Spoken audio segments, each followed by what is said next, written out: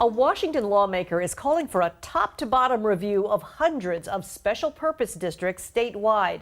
It follows a King 5 investigation that uncovered alleged fraud in one of these little government agencies in South King County. The lawmaker says the problem is more widespread than just one district, and tonight the King 5 investigators have found new evidence of that. Our Chris Ingalls is here to explain. Chris. Hello, Mark, Lori. Yes, within minutes of our first report 2 weeks ago, State Senator from Seattle, Reuven Carlisle, tweeted about Washington's what he called ridiculous obsession with special purpose districts. And now he's proposing fixes as we uncover more money down the drain, another special purpose government riddled with mismanagement and misuse of taxpayer money. All in favor of this motion, please raise your hand.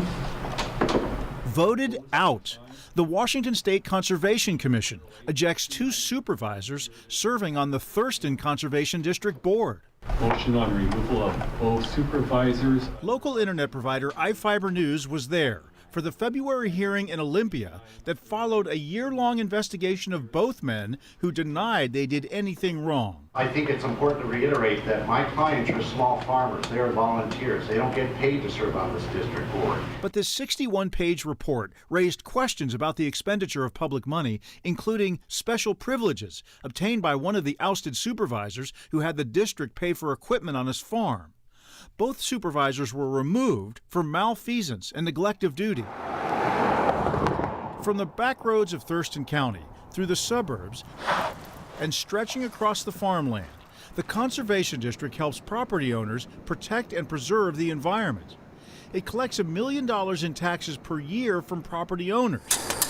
But when it came time to replace those ousted supervisors at the ballot box, less than 1% of Thurston County's 180,000 registered voters participated.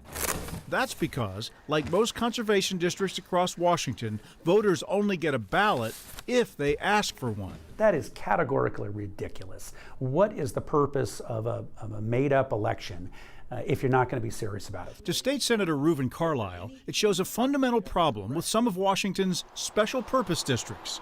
Voters are not engaged and sometimes even unaware that these governments that tax them exist. We've got special purpose districts statewide in every corner of the state, and we need to have a much more stringent, vigorous level of oversight. This is the group of lawmakers from 1895 that first created special purpose taxing districts in Washington. It's really gotten to a point where the legislature creates them without question and almost recklessly, without the kind of oversight, accountability, and transparency that you would expect. A special purpose district is formed when a specific service is peeled away from a larger government, like a county, and turned into a district that collects taxes to provide that service to a town or community.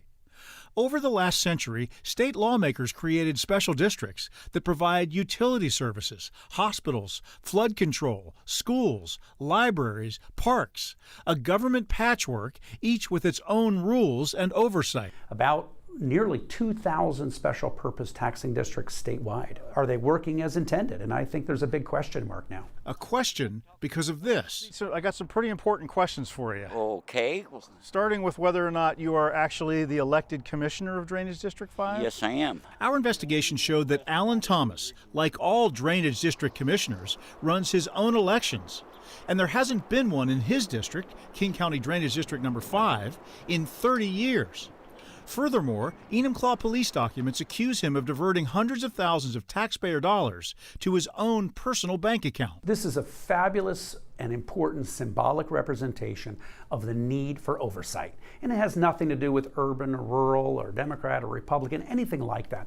This is about straight up taxpayer accountability. Following our investigation, Carlisle sent this letter to State Auditor Pat McCarthy. It asks her office to take a systemic look at the efficacy of special districts. What are the patterns? What are the trends? What are the policy issues and concerns that she has seen at a statewide level? This list has already been compiled by the state auditor, showing some of the 130 special districts last year that did not provide financial reports or submit to audits as required by law. That's completely unacceptable. We should stop their flow of money instantly. Carlisle is considering legislation that would roll some special purpose districts back into larger government bodies, whose leaders are forced to answer to voters in regular, publicized elections. It is time for a serious scrub. Important to point out that it is important to point out that not all special purpose districts are a problem. Think of a school district, for example. They have a school board, they have races and levies and other things that keep voters engaged. Carlisle wants to identify the root problems in those special purpose districts that do not serve taxpayers well and propose changes when lawmakers meet in 2020. So that's the end goal here. Wow. So, Chris, you've reported before that King County Council member Reagan Dunn asked the FBI to investigate this commissioner in the district number 5. Right. Whatever came of that? So just got a copy of an email yesterday from the FBI's agent in charge in Seattle. He told Dunn that he has referred this case to his public corruption squad. So we'll see. So it's a work in progress. I'm sure you'll have updates for us. You know I will. All right. Okay. Thank you, Chris. Yeah.